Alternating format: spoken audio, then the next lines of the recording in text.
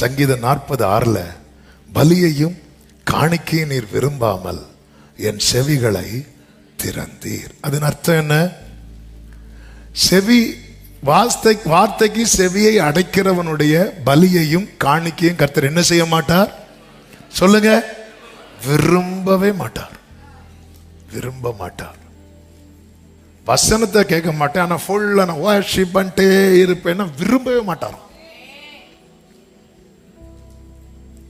இந்த காது திறக்கப்பட்டவனுடைய மனநலம் எப்படி இருக்கும் தெரியுமா? 7வது வசனத்துல புஸ்தக சுருளில் என்னை குறித்து. அப்போ வசனம் கேட்க செவியை திறக்கிறதுனா என்ன தெரியுமா? இன்னைக்கு என்கிட்ட என்னை பத்தி எனக்கு என்ன சொல்ல போறார் இந்த மனநிலைமையில. இன்னைக்கு என்ன, இன்னைக்கு செய்தி, இன்னைக்கு தொபியா இன்னைக்கு என்ன செய்தி, இன்னைக்கு நெகேமியா, இன்னைக்கு எனக்கு தான். இன்னைக்கு செய்தி என்ன? இன்னைக்கு அவங்க இருந்திருந்தா நல்லா இருந்திருக்கும். யாரு? ஆண்டவரா. என்னை குறித்து எழுதி இருக்கிறது, என்னை குறித்து எழுதி இருக்கிறது.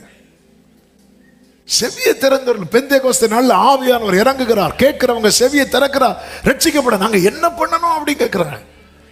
இவங்க என்ன செய்யறாங்கன்னா, இயேசு வந்து வாழ்ந்து மரித்த காரியத்தை சொல்லும் போது நான் என்ன பண்ணணும் அப்படி கேட்கிறாங்க. இதான் செவியை திறக்கிறது.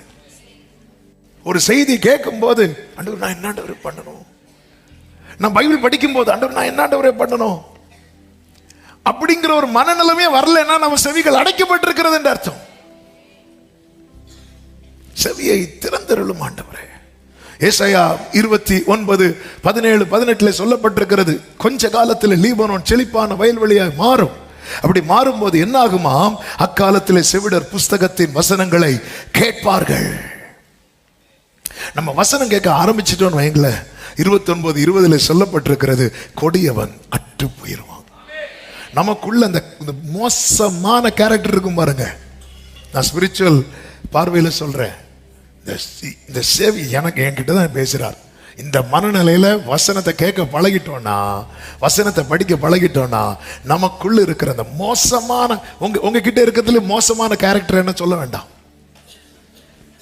உங்களுக்கு தெரியும்ல, இந்த கேரக்டர் என்கிட்ட ஃபர்ஸ்ட். ஆமே. சில சொல்லுவாங்க பாருங்க, என் புருஷன் குடிக்கலைன்னா தங்கம், குடிச்சா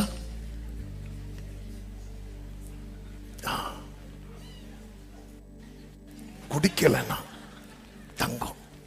நீங்க அப்ப குடிக்காம இருக்கும்போது கொண்டு போய் அடை வச்சிருங்க.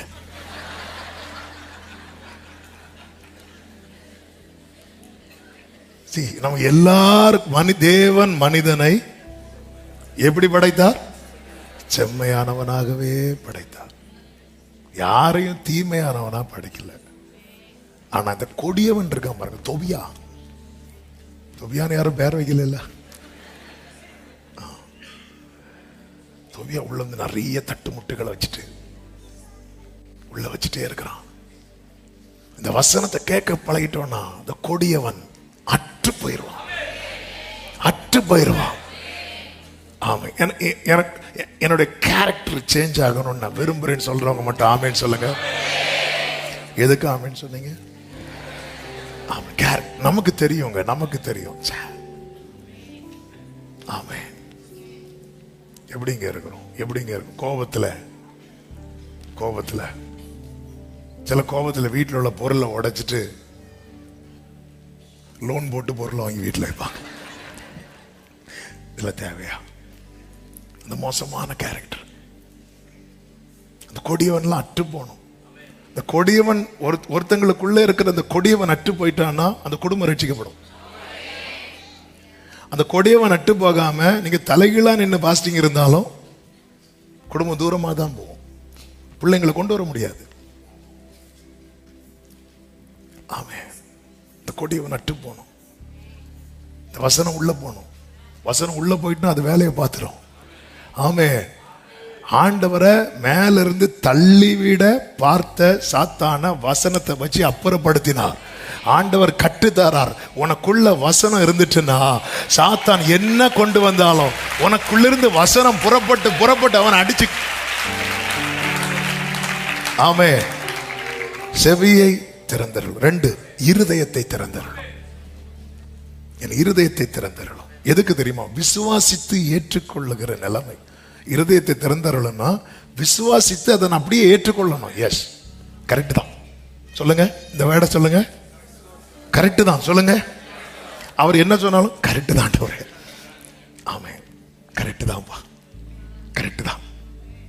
அவர் என்ன சொல்ல கரெக்ட் தான், கரெக்ட் தான், இப்படி சொல்லிடணும் அவர்கிட்ட. இதுக்கு என் இருதயத்தை திறந்தருளும். அப்போஸ்தலர் 16 அதிகாரம் 13, 14 வசனங்கள்ல பவுல் போய் ஒரு ஆற்றின் அருகே உட்கார்ந்திருந்து அங்கே சில ஸ்திரீகள் வருவாங்க. பவுல் பிரீச் பண்ணுவார். அப்படி பிரீச் பண்ணும்போது 14வது வசனத்தில் லீதியாள் என்னும் பெயர் உள்ள ஒரு ஸ்திரீ வந்து கேட்டுக்கொண்டிருந்தாள். பவுல் சொல்லியவைகளை கவனிக்கும்படி கர்த்தர் அவள் இருதயத்தை, அப்போ தேவன் இருதயத்தை என்ன செய்வாராம்? அவ கேட்டுட்டே இருக்கிறான். அவ திறந்ததும் 15வது வசனத்தை பாருங்கள். அவளும் அவள் வீட்டாரும் ஞான ஸ்நானம் பெற்று அதன் பிறகு அவள் வீட்டை திறந்து கொடுக்கிறாள் ஊழியத்துக்கு. நம்ம இருதயம் ஓப்பன் ஆயிட்டு வைங்களேன், நம்ம வீடு காஸ்பலுக்காக ஓப்பன் ஆகும். இருதயத்தை திறந்துடணும். 3வது, இது ரொம்ப முக்கியமான ஜெபம், நொறுங்குண்ட இருதயத்தை எனக்கு தாரும். எதுக்கு அப்படின்னா ஏசாயா 66:2 சொல்லப்பட்டிருக்கிறது, என்னுடைய கரம் இவைகளெல்லாம் சிருஷ்டித்ததினாலே இவைகளெல்லாம் உண்டாயின என்று கர்த்தர் சொல்லுகிறார். ஆனாலும் சிறுமைப்பட்டு ஆவியில் நொறுங்குண்டு என் வசனத்துக்கு. எதுக்கு நொறுங்குண்ட இருதயத்தை தாங்கன்னு கேட்கணும்னா, எப்பவுமே இந்த பைபிள் படிக்கும் போது நமக்குள்ள என்ன இருக்கணும் தெரியுமா? தேவ பயம் இருக்கணும். தேவ பயம் எப்பவுமே. அந்த பயம் இருந்தா பைபிளை நம்ம வந்து சும்மா படிக்கவே மாட்டோம். ஆமென், ஹல்லேலூயா, ஹல்லேலூயா, ஆமென். Thank you Jesus. அதாவது ரொம்ப பிரியமானவங்க நமக்கு ஒரு லெட்டர் போட்டாங்கன்னா ஆசையா தரப்போல, சந்தோஷமா வாங்கி தரப்போம். திடீர்னு போஸ்ட் வருது, ஒரு வக்கீல் நோட்டீஸ் வருது, ஒரு பயம் வருமா? வரும். இப்படி எல்லாமே அடங்கினது தான் என்ன தெரியுமா? பைபிள். நான் எவ்வளவுதான் களி கூர்ந்தாலும் எனக்குள்ள அந்த ஒரு தெய்வ பயம் இருந்துட்டே இருக்கணும். ஏன்னா கர்த்தருக்கு பயந்து அவர் வழிகளில், அப்ப இந்த கர்த்தருக்கு பயப்படுகிற பயம் ஒருத்தனை விட்டு போயிட்டுனா அவன் அவர் வழிகளில் நடக்கிறதுக்கு என்ன செய்வான்? யோசிப்பான். புரியும்படி சொல்றேன். இந்த சீமை தாவீதை கல்ல தூக்கி போட்டு சபிப்பான். தாவீது திரும்பி வரும்போது சீமை மன்னிப்பு கேட்பான். தாவீது கொல்ல மாட்டார். ஆனா தாவீது மரிக்கிறதுக்கு முன்னாடி சாலமோனை கூப்பிட்டு சொல்லுவாரு, நீ அவன்கிட்ட கொஞ்சம் கேர்ஃபுல்லா இருந்துக்கோ, அவன் கேரக்டர் வந்து எப்போ கல்ல தூக்கி எரிவான் தெரியும், அது ஞானமா இருந்துக்கோ, ஒவ்வொருத்தரை எப்படி உனக்கு யாரை உனக்குள்ள எல்லைக்குள்ள விடணும், யாரை எல்லைக்குள்ள விடக்கூடாது, அதில் ஞானமா இருந்துக்கோ சொல்லிட்டு போயிட்டார்.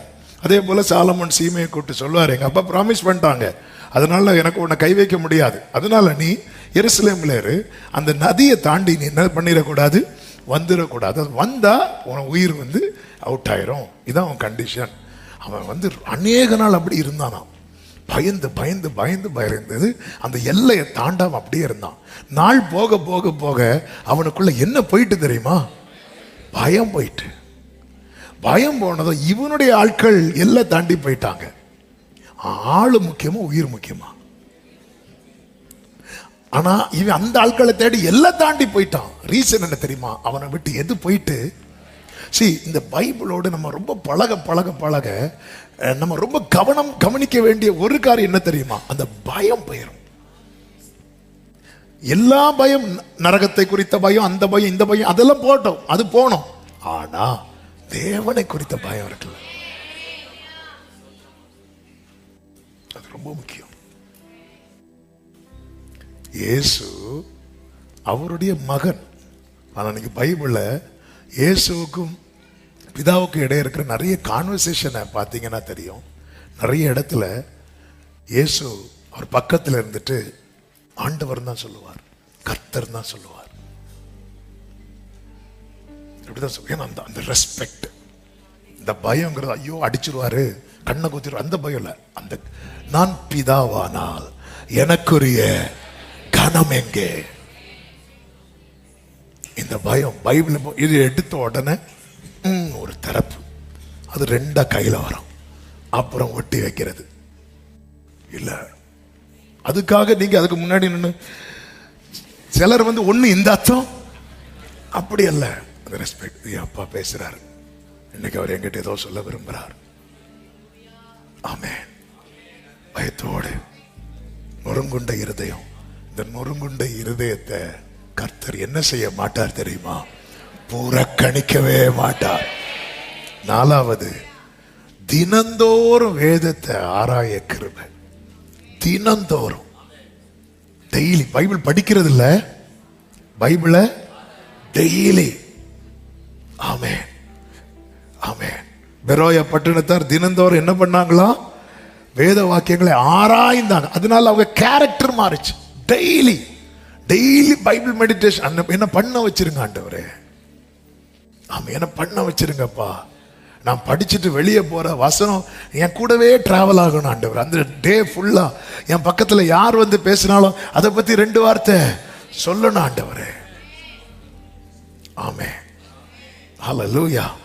5வது, யாக்கோபு 1:22 சொல்லப்பட்டிருக்கிறது, நீங்கள் உங்களை வஞ்சியாதபடிக்கு திருவசனத்தை கேட்கிறவர்களாய் மாத்திரமல்ல அதன்படி செய்கிறவர்களாயும் இருங்கள். ஆண்டவரே, இந்த வசனத்தை செய்கையாக்க எனக்கு உதவி செய்யும். இந்த வசனத்தை ஆமென். ஆண்டவர் கிருபை செய்வாராங்க, கிருபை செய்வார். ஒரு வசனத்தை சொல்லி ஜெபிக்கிற நேரம் ஆகிவிட்டது. 103வது சங்கீதம் அதனுடைய 17, 18 வசனங்களை வாசியுங்கள், ஜெபிக்கலாம். கர்த்தருடைய கிருபையோ அவருக்கு பயந்தவர்கள் மேலும் அவருடைய நீதி அவர்கள் பிள்ளைகளுடைய பிள்ளைகள் மேலும் அனாதியாய் என்றென்றைக்கும் உள்ளது. அடுத்த வார்த்தை, இந்த வார்த்தையை கவனிக்கணும். அவருடைய உடன்படிக்கையை கை கொண்டு அவருடைய கட்டளைகளின்படி செய்கிறவர்கள் என்றல்ல, செய்ய நினைக்கிறவர்கள். ஒருத்தன் செய்யணும்னு நினைக்கிறான் தெரியுமா, அவன் மேல கர்த்தர் என்ன வைக்கிறார் தெரியுமா? கிருபை. அந்த கிருபையை வச்சிட்டாருன்னா அவன் செஞ்சிருவான்.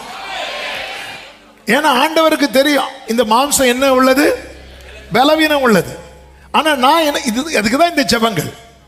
ஏன் இந்த ஜெபங்கள் செய்ய சொல்றேன்னா, இது நான் செய்யறேன்னா நான் என்ன நினைக்கிறேன், நான் எதை விரும்புறேன், அவருடைய வார்த்தையின்படி நான் செய்யணும்னு விரும்புறேன். செய்ய நினைக்கிறவர்கள் மேல கர்த்தருடைய கிருபை. இந்த வசனத்தின்படி நான் செய்யணும்னு நினைக்கும் போது என் மேல கர்த்தர் இதை செய்யறதுக்கு எவ்வளவு கிருபை வேணுமோ அவ்வளவு கிருபையை தருவார். அப்படி கிருபையை நான் பெற்றுக்கொள்ளும் போது என் தலைமுறை மேல கர்த்தருடைய நீதி இருக்கும். அந்த நீதி என்ன தெரியுமா? ஆபிரகாம் கீழ்ப்படிந்ததுனால ஈசாக்கு நான் உன்னை பிளஸ் பண்ணுவேன். யாக்கோபே நீ படுத்திருக்கிற பூமியை நான் உனக்கு தருவேன். ஆண்டவரே, என் செவிகளை திறந்தருளும், என் இருதயத்தை திறந்தருளும், நொறுங்குண்ட இருதயத்தை எனக்கு தாரும். ஆண்டவரே, தினந்தோறும் வேதத்தை ஆராய எனக்கு கிருபை தாரும்.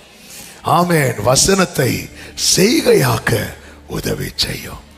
தீட்டுள்ளவன் அதிலே பிரவேசிப்பது இல்லை.